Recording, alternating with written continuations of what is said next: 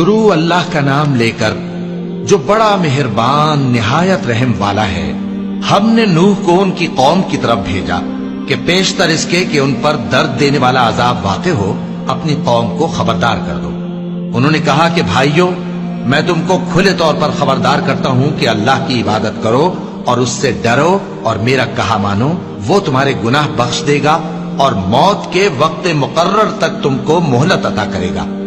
جب اللہ کا مقرر کیا ہوا وقت آ جاتا ہے تو تاخیر نہیں کی جاتی، کاش تم جانتے ہوتے۔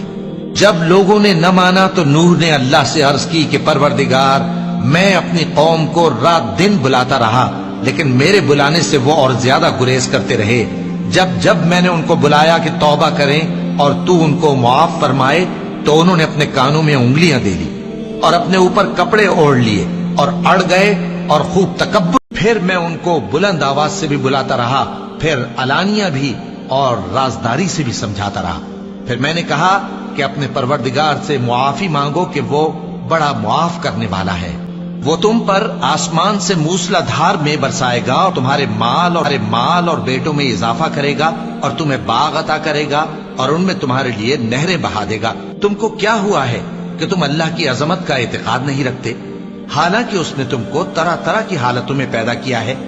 کیا تم نے نہیں دیکھا کہ اللہ نے 7 آسمان کیسے اوپر تلے بنائے ہیں اور چاند کو ان میں روشن بنایا ہے اور سورج کو چراغ بنا دیا ہے؟ اور اللہ ہی نے تم کو زمین سے ایک خاص طرح سے پیدا کیا ہے، پھر اسی میں تمہیں وہ لوٹا دے گا اور اسی سے تم کو نکال کھڑا کرے گا۔ اور اللہ ہی نے زمین کو تمہارے لیے فرش بنایا تاکہ اس کے بڑے بڑے کشادہ رستوں میں چلو پھرو۔ آخر میں نوح نے عرض کی کہ میرے پروردگار، معبودوں کو ہرگز نہ چھوڑنا اور ود اور سوا اور یغوث اور یعوق اور نصر کو کبھی نہ چھوڑنا، اور اے پروردگار، انہوں نے بہت لوگوں کو گمراہ کر دیا ہے اور تو ان ظالموں کو اور زیادہ گمراہ کر دے۔ آخر وہ اپنے گناہوں کے سبب پہلے غرقاب کر دیے گئے، پھر آگ میں ڈال دیے گئے، تو انہوں نے اللہ کے سوا کسی کو اپنا مددگار نہ پایا۔ اور پھر نوح نے یہ دعا کی کہ میرے پروردگار، ان کافروں میں سے کسی کو زمین پر بستہ نہ رہنے دے، اگر تو ان کو رہنے دے گا تو یہ تیرے بندوں کو گمراہ کریں گے، اور ان سے جو اولاد ہوگی وہ بھی بدکار اور ناشکری ہوگی۔